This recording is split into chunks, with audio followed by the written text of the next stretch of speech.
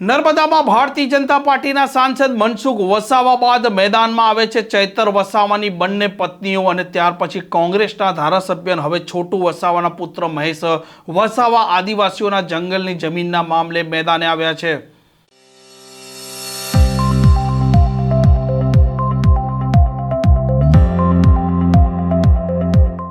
નમસ્કાર, આપ જોઈ રહ્યા છો હોટલાઇન ન્યૂઝ અને હું છું આપની સાથે તોફિક ગાંચી। નર્મદાના ડેડિયાપાડાના મત વિસ્તારમાં આવે છે સાગબારા અને સાગબારા તાલુકાના 12 ગામો છે તેના આદિવાસી ખેડૂતો અત્યારે વન વિભાગ છે તેના મામલે આંદોલન કરી રહ્યા છે, કેમ કે જંગલની જમીન પર તેમને વન વિભાગ ખેતી નથી કરવા દેતો તેવું તેમનો આક્ષેપ છે, જ્યારે બાજુના ઉમરપાડાના ખેડૂતોને ખેતી કરવા દેવામાં આવે છે। એના મામલે સાંસદ મનસુખ વસાવાએ વન વિભાગની કામગીરીના સામે પણ સવાલો ઊભા કર્યા હતા। સરકારને પણ રજૂઆત કરી હતી। ચૈતર વસાવાની બંને પત્નીઓ પણ મેદાને આવી હતી અને હવે મેદાનમાં આવ્યા છે છોટુ વસાવાના પુત્ર મહેશ વસાવા। चाहे पार्टी भाजप हो, कांग्रेस हो, आम आदमी पार्टी हो, ये ब्राह्मणवादी पार्टीओ है ये ઈચ્છતી નથી, ખાલી આપણા લોકોનો ઉપયોગ કરવાનું જાણે છે। આ લોકો લૂંટવાવાળા તો બધા ભેગા જ છે। એ લોકો ગાંધીનગરમાં ભેગા બેસે, એ લોકો દિલ્હીમાં ભેગા બેસે, અહીં ખાલી આપણને ભાગલા પાડવાનું કામ કરી રહ્યા છે। આજે જે વસ્તુ અહીં બની રહ્યું છે એ બહુ ખરાબ છે। એનું કારણ છે કે આદિવાસી સમાજને આ લોકો વેરવિખેર કરવા માંગે છે અને આદિવાસી સમાજને હંમેશા લૂંટવાનું કામ કર્યું। જળ, જમીન, જંગલો, પાણી, ઉકાઈ ડેમ બનાવ્યા। ઉકાઈ ડેમની અંદર તમે જોઈ લો કેટલા આદિવાસીઓના ગામડા ગયા, કેટલા આદિવાસીઓની જમીનો ગયા। શું આજે એની સ્થિતિ શું છે? એને શિક્ષણ મળી ગયું, એને જમીનો મળી ગઈ। આજે બધા વિસ્થાપિત થઈને આજે ઉમરપાડામાં રામકુટા કે કયું છે, ખોટા રામપુરા, ત્યાં બી બધા લોકો છે।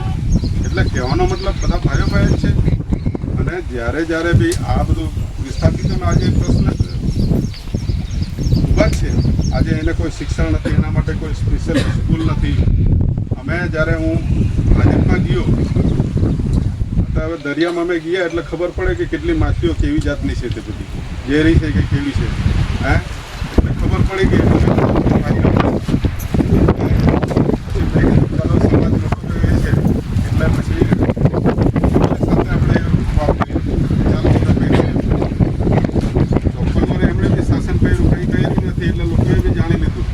લોકોના બી અમને જવાબ મળી ગયા કે ભાઈ આ લોકો બી હરકત છે, બધી હરકત એટલે કહેવાનો મતલબ ત્યારે બી આરએસએસ હતું શાસનમાં, આજે બી આરએસએસ છે। આજે ખુલ્લા મોડા પર આવી ગયું છે।